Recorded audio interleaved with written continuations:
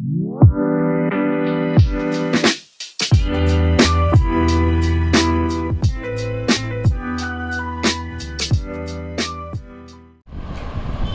राम बच्चों, so welcome back to your channel and we are in the middle of 30 days challenge. As you all know 30 days challenge में हमने ये challenge लिया था कि हम अपना पार्टनरशिप ख़त्म करेंगे। ठीक है, तो हम हैं आज डे 29 पे। तो डे 28 तक हमारा पार्टनरशिप ख़त्म हो चुका था। तो आज हम क्या कर रहे हैं, आज हम देखेंगे टिप्स एंड ट्रिक्स कि एग्ज़ाम में टाइम कैसे बचाए। जहाँ जहाँ टाइम बच सकता है वहाँ टाइम बचाएंगे भाई, जहाँ जहाँ टाइम बच सकता है वहाँ टाइम बचाएंगे। तो कुछ इजी तरीके जिससे आपको बिना दिमाग लगाए, है ना, ज़्यादा कुछ नहीं करना है और सीधा सीधा अकाउंट बना के अपना सम ख़त्म करना है। टाइम बचाने के लिए बता रहा हूँ खाली, ठीक है। ये एंड मोमेंट के लिए होता है जब आपके पास सारी चीज़ें ख़त्म हो जाती है। याद रखना बच्चों, वॉर कभी भी वॉर जोन में नहीं लड़ा जाता, ठीक है। वॉर पहले ही लड़ लिया जाता है when you are planning something. तो जब प्लान करते हो तभी ही युद्ध लड़ लिया जाता है। युद्ध के लिए रणभूमि नहीं चाहिए होती है, ठीक है। रणभूमि में तो सिर्फ प्रमाण दिया जाता है, मतलब सिर्फ प्रूफ किया जाता है कि that's how we play this game. तो युद्ध कभी भी युद्ध भूमि में नहीं लड़ा जाता, युद्ध हमेशा प्लानिंग के टाइम पे लड़ा जाता है और युद्ध भूमि में सिर्फ उस प्लानिंग का प्रमाण दिया जाता है, मतलब सिर्फ प्रूफ दिया जाता है कि that's how we play the game, ठीक है, and we dominate this game. तो ये चीज़ है। तो टिप्स एंड ट्रिक्स, जब सारी चीज़ें ख़त्म हो जाती है तो ये यूज़ करना है, ठीक है। इसके लिए आप एक्सप्लेनेशन मैंने पिछले वीडियोज़ में दे रखा हुआ है। अब कैसे देखो, सबसे पहले मेरे को पता है कि जब भी अपन रिकॉन्स्टिट्यूशन की बात करते हैं तो एडमिशन, रिटायरमेंट और डेथ, ये 3 चैप्टर्स अपने दिमाग में आता है। तो रिकॉन्स्टिट्यूशन में एडमिशन, रिटायरमेंट और डेथ। एडमिशन में पार्टनर आएगा, 2 पार्टनर थे, 1 पार्टनर की एंट्री होगी। रिटायरमेंट में 3 पार्टनर है, ठीक है, 3 पार्टनर है और 1 पार्टनर जाएगा। सेम डेथ के सिनेरियो में भी यही होता है।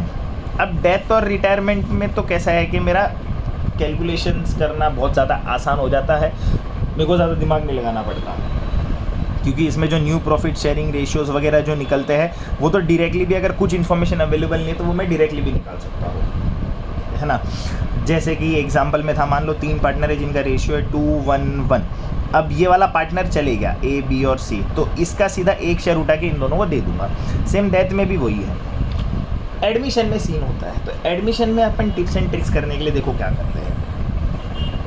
अब मेरे को ये पता है कि क्योंकि इसमें बहुत सारी चीज़ें बंटवारा होती है ना, और मेरे को जो बंटवारा करना होता है वो होता है गुडविल का। अब गुडविल बोले तो मेरा ट्रस्ट वगैरह ये सब होता है, ट्रस्ट होता है, रेप्यूटेशन होती है और ये सारी चीज़ें होती है, ठीक है, जो मेरे को फ्यूचर में प्रॉफिट कमा के देगा। क्या कमा के देगा? प्रॉफिट कमा के देगा। तो इन केस ऑफ एडमिशन, अब मेरे को पता है कि एडमिशन अगर हुआ, मतलब 2 पार्टनर थे और तीसरा पार्टनर आया, तो उसके साथ बंटवारा होगा। बंटवारा होगा मतलब इन दोनों को करना पड़ेगा सेक्रीफाइस। अब इन दोनों को सेक्रीफाइस करना पड़ेगा, तो उसके लिए मेरे को चाहिए, क्योंकि सेक्रीफाइस के फॉर्मूला में ही है न्यू रेशियो और ओल्ड रेशियो। चलो ओल्ड रेशियो तो क्वेश्चन में अवेलेबल होगा, न्यू रेशियो, तो न्यू रेशियो फाइंड करने के लिए आपको ट्रिक देता हूँ। चलो, न्यू प्रॉफिट शेयरिंग रेशियो, जैसे कि कैसे होगा न्यू रेशियो। पहले तो देखो मेरे पास 2 पार्टनर तो है A और B। अब A और B का शेयर मेरे को दिया भी होगा, A और B का शेयर दिया भी होगा। लेट्स टेक एन एग्जांपल कि इन्होंने A और B का शेयर क्या दिया हुआ होगा। तो अगर मेरे को पता है A और B का शेयर क्या दिया हुआ रहेगा तो मैं चीज़ें निकाल सकता हूँ। तो A और B पहले शेयर बेच रहे, अपने शेयर जो प्रॉफिट शेयर था उनका 2:1 का। कितना था A और B का? 2:1। अब इन्होंने क्या बोला कि हम C को एडमिट करते हैं और उसको हम 1/4 शेयर देंगे। ये मेरा बेसिक सिनेरियो जो क्वेश्चन में दिया हुआ रहता है। A और B जो बांट रहे थे वो 2:1 में बांट रहे थे। इन्होंने बोला हम C को एडमिट करते हैं और जैसे C को हम एडमिट करेंगे बुक में, हम उसको 1/4 शेयर दे देंगे। अब ट्रिक देखो कैसे शुरू होती है। तो 1/4, अब 1/4 बोले तो 4 में से 1 गया, कितना बचा? 3। मतलब अगर 4 हिस्से करेंगे और उसमें से 1 हिस्सा अपन C को दे देंगे तो बचा कितना? 3। दिस 3 ये 2 और 1 में मल्टीप्लाई कर दूँ। Old ratio into new, old into new. क्या किया मैंने? जितना भी शेयर मैं C को दे रहा था मैंने वो माइनस कर दिया। डिनोमिनेटर माइनस न्यूमरेटर, मेरे 3 हिस्से बच गए जो कि ओल्ड पार्टनर में जाएंगे, 6 और 4। और C का शेयर निकालने के लिए जो इसके ओल्ड रेशियो थे उसको प्लस कर दो डायरेक्टली, ठीक है, जो इसके ओल्ड रेशियो थे उसको क्या कर दो, प्लस कर दो। तो देखो 2 3 ज़ा 6, 1 3 ज़ा 3 and 2 + 1 = 3। This is my new profit sharing ratio. Mental calculation है। कौन सा कैलकुलेशन है ये? मेंटल। डायरेक्टली निकाल सकते हो इन सारी चीज़ों के लिए। सेकेंड एग्जाम्पल, मान लो ए और बी पार्टनर है जो कि रेशियो बांट रहे थे 1:1 का, और इन्होंने बोला कि हम सी को एडमिट करेंगे और उसको देंगे 1/3 का शेयर। कितना देंगे? 1/3 का शेयर। जैसे ही ये बोला कि हम 1/3 का शेयर देंगे इन फ्यूचर प्रॉफिट्स में, कितना 3 - 1 कितना बच गया? 2। अब देखो निकल गया। जैसे 2 मिला तो बहुत इजी हो गया निकालना। कैसे इजी हो जाएगा? ये 1 तो ए और बी का है ही, मल्टीप्लाई कर दो ये 2, क्योंकि ये 2 इसमें बटेगा 2 2, और ये दोनों को प्लस कर दो। देखो न्यू प्रॉफिट शेयरिंग रेशियो आ गया। मतलब सी का शेयर निकालने के लिए मैं ए और बी का ओल्ड रेशियो प्लस कर दूंगा, और ए और बी में जो भी बचा उसको मल्टीप्लाई कर दूंगा। New profit sharing ratio mentally तो ऐसे निकाल देंगे। अब मान लो कभी मेरे को बोला 3:2 का शेयर है और मैं 1/6 शेयर सी को दे रहा हूँ, ए और बी इसमें बांट रहे थे, तो मेरा न्यू प्रॉफिट शेयरिंग रेशियो कैसे निकलेगा? तो देखो 3 और 2 इसका ओल्ड रेशियो था, इधर तो 3 + 2 कर दो 5 आ गया। चलो अब यहाँ पे क्या करूँगा? 6 - 1 कितना मिल गया? 5। ये 5 यहाँ पे मल्टीप्लाई कर दूंगा। कितना हो गया यहाँ पे? 15 10 और 5, मतलब मेरा रेशियो क्या हो गया?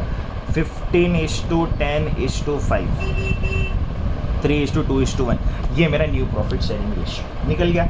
एक बार न्यू प्रॉफिट शेयरिंग रेशियो निकल गया, मतलब सेक्रीफाइस रेशियो निकालना बहुत आसान है। सेक्रीफाइस रेशियो का फॉर्मूला ही होता है ओल्ड माइनस न्यू, ठीक है। पर अब वो भी कैसे निकाल सकते हैं? बहुत सिनेरियो में, एडमिशन के केस में old ratio is equal to sacrifice ratio. तो चलो ये भी ट्रिक है।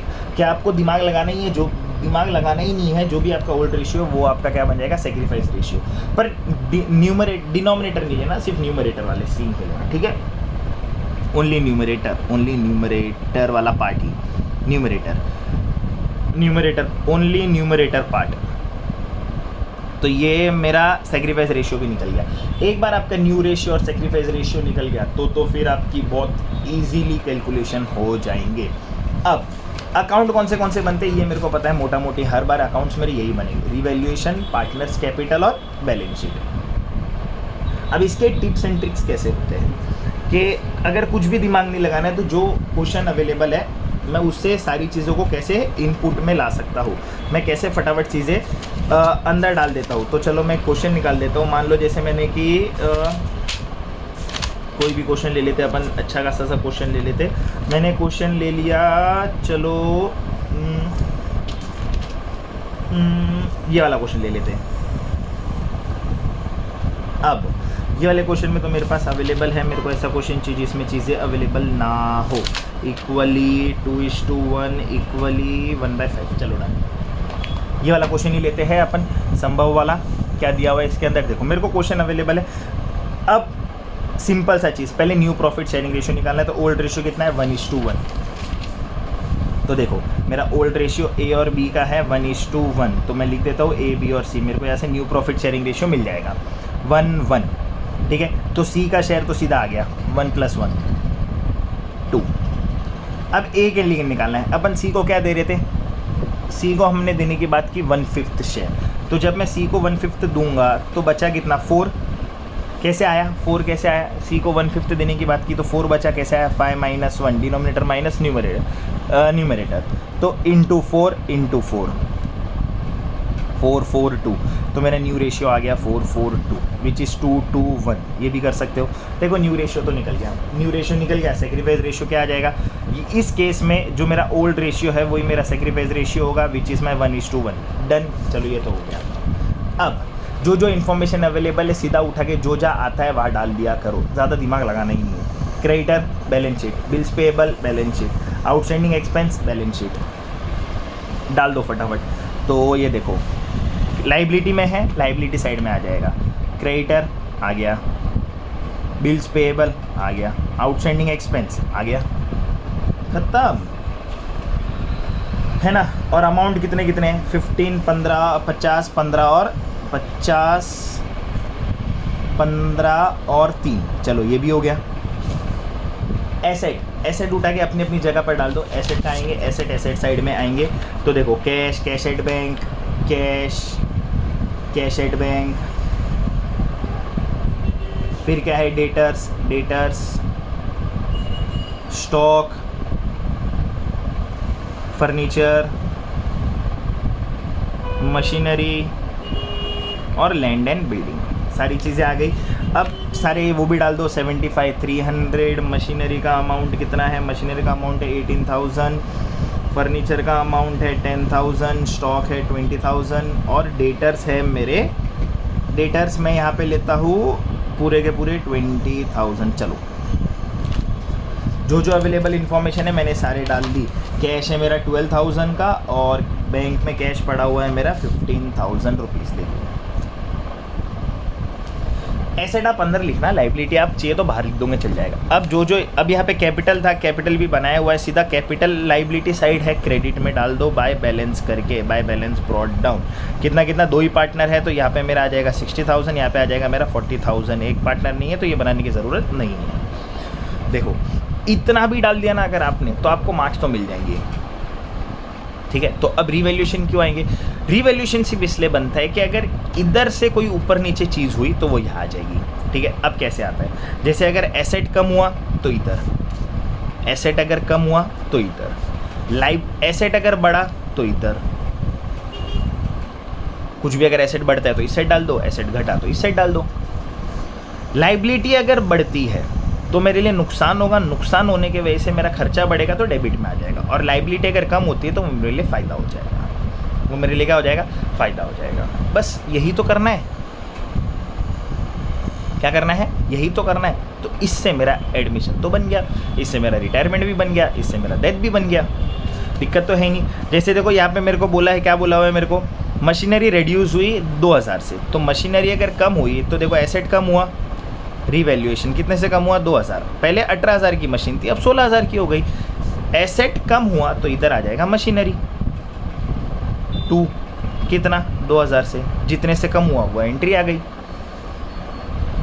डन। तो ऐसे में अब देखो लैंड एंड बिल्डिंग एप्रिशिएट हुआ 20% से, एसेट बढ़ रहा है, लैंड एंड बिल्डिंग बढ़ा तो प्लस रिवैल्यूएशन कितने से बढ़ा, 20% से बढ़ा, तो 20% वो 20% एसेट बढ़ेगा तो इस side by land and building 20%। ये है आपके टिप्स एंड ट्रिक्स, ऐसे आपका पूरा सम हो जाता है, ठीक है। पहले जो जो नेसेसरी इन्फॉर्मेशन है वो पुट कर दो, एक बार नेसेसरी इन्फॉर्मेशन हो गई तो आप तो अकाउंट बन गया आपका, एडमिशन का मार्क्स आपके हाथ में है। मतलब इसके अपन 36 मार्क्स तो इजीली खींच सकते हैं, इसके अपन 36 मार्क्स क्या कर सकते हैं, इजीली खींच सकते हैं। वंस एवरीथिंग इज डन, है ना, एवरीथिंग इज डन। अब देखो जैसे बहुत ऐसी चीज़ें होती है जो यहाँ नहीं होगी पर यहाँ होगी, जैसे इसमें एग्जांपल है इन्वेस्टमेंट 2,000 का जो बुक में नहीं अपीयर कर रहा था, अब बुक में नहीं अपीयर कर रहा है, इन्वेस्टमेंट अपने लिए एसेट होता है, तो कहाँ भी एसेट साइड में इन्वेस्टमेंट बता दो, कुछ भी 2,000 का है तो 2,000 का। एसेट बढ़ा, देखो एसेट बढ़ रहा है, पहले नहीं था, बढ़ा तो फायदा हो गया, तो एसेट बढ़ेगा तो क्रेडिट साइड यहाँ पे आ जाएगा बाय इन्वेस्टमेंट, खत्म। इतना ही याद रखना है, खाली क्या करना है, इतनी ही चीज़ें याद रखनी है। बाकी तो यार बहुत आसान है, क्या है, बहुत इजी है एडमिशन रिटायरमेंट है, जिससे आप ऐसे कर सकते हो। अब जैसे देखो ये, अब bill for 5,000 for electricity was not accounted, अब ये तो अकाउंट ही नहीं किया था, एक बिल था इलेक्ट्रिसिटी का, तो electricity bill is outstanding, electricity bill भरा ही नहीं है, अकाउंट में ही नहीं है अपने पास, 5K लाइबिलिटी बढ़ी, देखो जो थी नहीं, अब लाइबिलिटी बढ़ेगी तो नुकसान है, तो इस साइड बता दो आउटस्टैंडिंग एक्सपेंस या इलेक्ट्रिसिटी बिल कितना, 5K, देखो हो गया। फिर ये क्लोज करो, यहाँ पुट कर दो, ये क्लोज करो और यहाँ डाल दो, डन हो गया। हाँ याद रखना, जनरल रिजर्व या कोई भी रिजर्व आता है तो वो पार्टनर्स में बढ़ जाता है, रिजर्व्स वगैरह कोई भी आया पार्टनर में बढ़ेगा, गुडविल वगैरह कुछ भी आता है तो गुडविल भी पार्टनरों में सेक्रीफाइस रेशियो में बढ़ जाएगा, हमेशा याद रखना। Sacrifice ratio is equal to old ratio, निकालने की ज़रूरत नहीं है, टिप्स एंड ट्रिक्स में देख लिया था। न्यू रेशियो हमने कैसे फाइंड किया, हमने सीधा सीधा जो भी हमारे पास न्यू पार्टनर का शेयर अवेलेबल था हमने उससे क्या किया, डिनोमिनेटर माइनस न्यूमरेटर 4 बच गया, ये 4 को हमने ओल्ड पार्टनर में मल्टीप्लाई कर दिया और न्यू पार्टनर के लिए हमने जो ओल्ड पार्टनर के शेयर थे 1 उनको प्लस कर दिया, ये मेंटल मैक्स, तो मेरा आ गया 442। देखो न्यू रेशियो भी निकल गया मेरा, न्यू रेशियो निकालने के लिए मेरे को कोई मेहनत नहीं करनी है, सीधा मेंटल मैथ है, एग्जाम में ऐसे आपका टाइम बच सकता है। So this was my tips and tricks of admission, retirement और डेथ। रिटायरमेंट में भी बहुत जनरली ऐसे ही होगा, रिटायरमेंट में सिर्फ एक चीज़ क्या बदल जाती है कि वहाँ पे आप रिटायरमेंट और डेथ में आप सेक्रीफाइस रेशियो नहीं ढूंढते और आप ढूंढते हो गेन रेशियो, ठीक है। तो वहाँ आपका जो भी न्यू रेशियो आएगा वो आपका गेन रेशियो बनेगा, और यहाँ पे जो भी ओल्ड रेशियो होता है वो आपका सेक्रीफाइस रेशियो बनता है। यही याद रखना है। रिटायरमेंट डेथ में new ratio is my gain ratio, और एडमिशन में old ratio is my sacrifice ratio.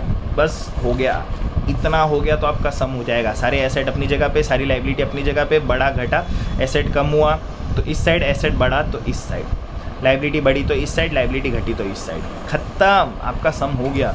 ये ट्रिक से आपका सम करोगे तो आपका सम एग्ज़ाम में बहुत जल्दी हो जाएगा, ज़्यादा टाइम भी वेस्ट नहीं होगा। तो चलो मिलते हैं डे 30 पे, और फाइनली अपन वो वाली चीज़ें ख़त्म कर देंगे। क्या अपना जो चैलेंज था वो अपन चैलेंज ख़त्म कर देंगे। तो मिलते हैं डे 30 पे, तब तक के लिए बाय बाय।